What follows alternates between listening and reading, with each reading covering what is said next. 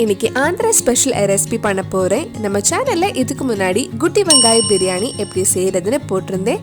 இன்னைக்கு ஆந்திரா ஸ்டைல்ல குட்டி வெங்காய கறி எப்படி செய்யறதுன்னு இந்த வீடியோல பார்க்கலாம். ஃபர்ஸ்ட் மசாலா ரெடி பண்றதுக்காக ஒரு பேன்ல 2 டீஸ்பூன் நிலக்கடலை எடுத்திருக்கேன். இது லைட்டா கொஞ்சம் வறுத்ததுக்கு அப்புறம் அதுல இருக்கிற தோல் கொஞ்சம் எடுத்துடலாம். இப்போ இதுல 3/4 டீஸ்பூன் வெள்ளை எள்ளு, 1 டீஸ்பூன் முழு மல்லி, 1/2 டீஸ்பூன் ஜீரகம், 1/4 டீஸ்பூன் வெந்தயம், ஒரு சின்ன பீஸ் பட்டை, 2 கிராம்பு, 2 ஏலக்காய் எடுத்திருக்கேன். இதெல்லாம் சேர்த்து நல்ல வாசம் வர வரைக்கும் மறுபடியும் கொஞ்சம் நேரம் வறுக்கலாம். நம்ம சேனல்ல பண்ண குட்டி வெங்காய பிரியாணி ரெசிபி உங்களுக்கு பார்க்கணும்னா அதோட லிங்க் கீழே டிஸ்கிரிப்ஷன்ல இருக்கு. அந்த ரெசிபியும் போய் பாருங்க. இது வறுத்ததுக்கு அப்புறம் இதுல கடைசியா 2 டீஸ்பூன் துருவன தேங்காய் சேர்த்து லோ ஃப்ளேம்ல 2 நிமிஷம் வறுத்ததுக்கு அப்புறம் ஆஃப் பண்ணிடலாம். தேங்காய் கலர் எதுவும் சேஞ்ச் ஆக வேண்டாம். இது வறுத்ததுக்கு அப்புறம் ஆஃப் பண்ணிட்டு கொஞ்ச நேரம் ஆற வச்சிடலாம். நல்லா ஆனதுக்கு அப்புறம் இது ஒரு மிக்ஸி ஜாருக்கு மாத்தலாம்.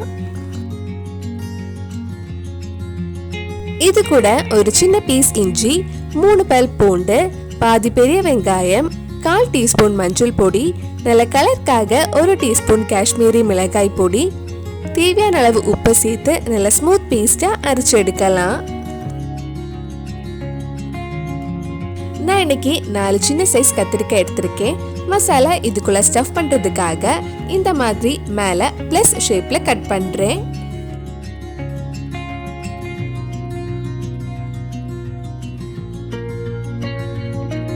கட் பண்ணி முடிச்சதுக்கு அப்புறம் நம்ம ரெடி பண்ண மசாலா இதுக்குள்ள நல்லா ஸ்டஃப் பண்ணலாம்.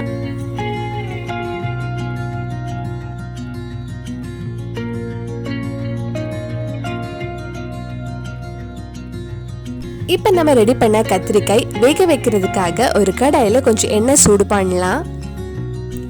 எண்ணெய் சூடானதும் இதுல கொஞ்சம் கடுகு ஆட் பண்றேன். கடுகு வெடிச்சதுக்கு அப்புறம் இதுல 1/2 டீஸ்பூன் ஜீரகம், கொஞ்சம் கறிவேப்பிலை, 2 பச்சை மிளகாய் ஆட் பண்ணி ஒரு 2 நிமிஷம் வதக்கலாம்.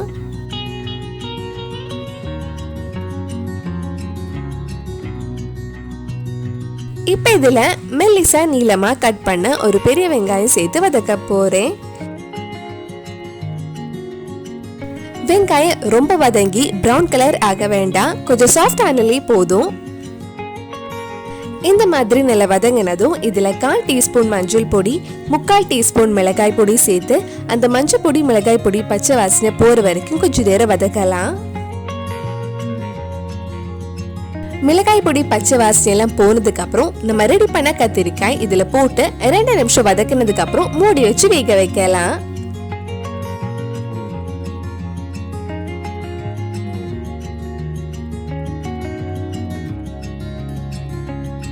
உங்களுக்கு கறியில எவ்வளவு புளிப்பு வேணுமோ அதுக்கு ஏத்த மாதிரி புளி தண்ணியில ஊற வச்சுக்கோங்க. கத்திரிக்காய் வேக வைக்கும் போது அடி பிடிக்காம இருக்கிறதுக்காக நடுவில் கொஞ்சம் கிண்டி விட்டுக்கோங்க. கத்திரிக்காய் பாதி வெந்ததுக்கு அப்புறம் மிச்சம் இருக்கிற மசாலா இதுல ஆட் பண்ணலாம். இது கூட நம்ம ஊற வச்சிருந்த புளி தண்ணியில கரைச்சி ஆட் பண்ணிக்கோங்க.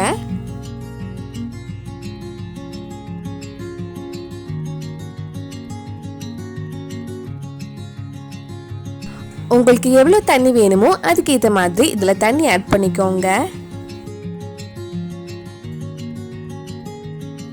நல்லா மிக்ஸ் பண்ணி விட்டதுக்கு அப்புறம் மறுபடியும் மூடி வச்சு கத்திரிக்காய் நல்லா வேக வைக்கலாம். கத்திரிக்காய் நல்லா வெந்திருக்கு. இனி இதுல கடைசியா கொஞ்சம் மல்லியில போட்டு மிக்ஸ் பண்ணா நம்ம சுவையான குட்டி வெங்காய கறி ரெடி ஆயிடும்.